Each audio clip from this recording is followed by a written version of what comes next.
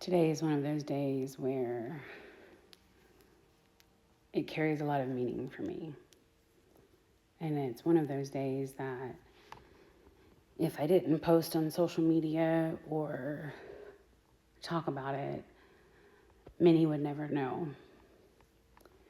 23 years ago today, I was serving with my husband at a church in Bossier City, Louisiana, and I started to not feel well.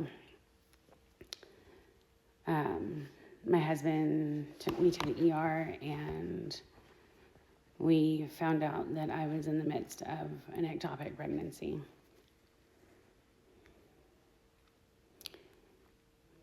My life was shaped by something that I didn't expect and I didn't choose, but it changed me, and it changed how I see God, how I see other people, and it became part of a story that God is still writing in me. I don't carry that story on the outside. Most people wouldn't look at my life and guess the chapters that I've lived, and honestly, I think that that's true for all of us.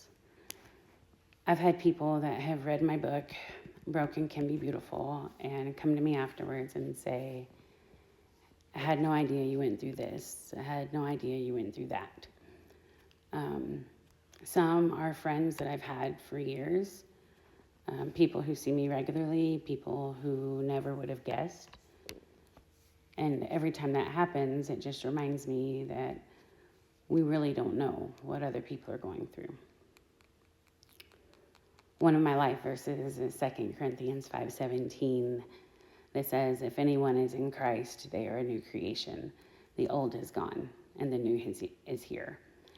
And here's what that verse has taught me. That new doesn't mean untouched. And new doesn't mean that there are no scars. But what new does mean is it means redeemed. God has not erased my past. He has not made it to where when I go to bed on December 29th that I don't toss and turn. He has not made it where there is not a heaviness that comes with today. And, the interesting part about it is if you know my Rach, she was born January 5th, 2004. So December 30th, 2022, we had an ectopic. We're told we would not be able to have any more children, and I gave away everything that was baby related that we had from Christina.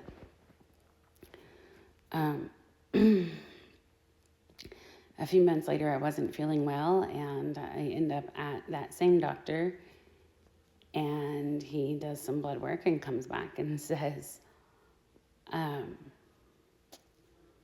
well, it looks like I was wrong. You are pregnant. And Rachel is such an amazing gift from God, and I understand why she would be referred to as a rainbow baby. So there is a lot behind today, but it's also such a beautiful reminder that December 30th didn't last forever. But I think it's why kindness matters to me so much.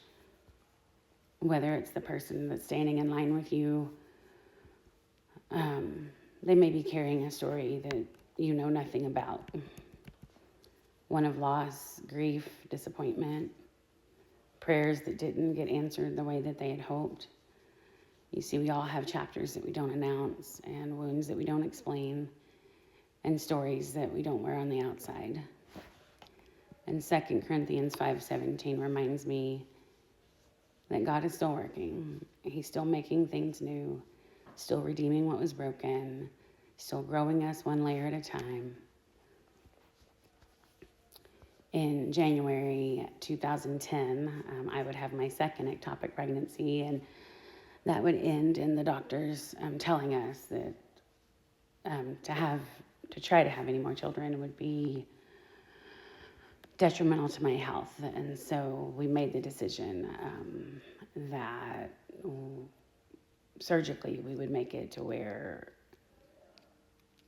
being at risk for any more ectopic pregnancies would not be an issue. And so it's interesting working at a high school and to think that I would have a high school student right now, and that is such a different picture than the life that Chet and I live.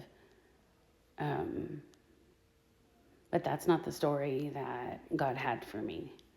It's not the story he has for me. Instead, he has me at a high school where I get to pour into the lives of 1,300 students.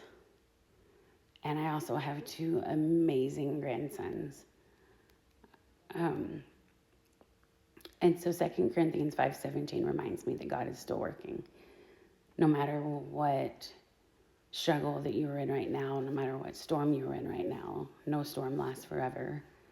He is still making things new. He is still redeeming what has been broken, and he's still growing us one layer at a time. So today I'm choosing gentleness. I'm choosing compassion. I'm choosing to extend grace because grace was first extended to me.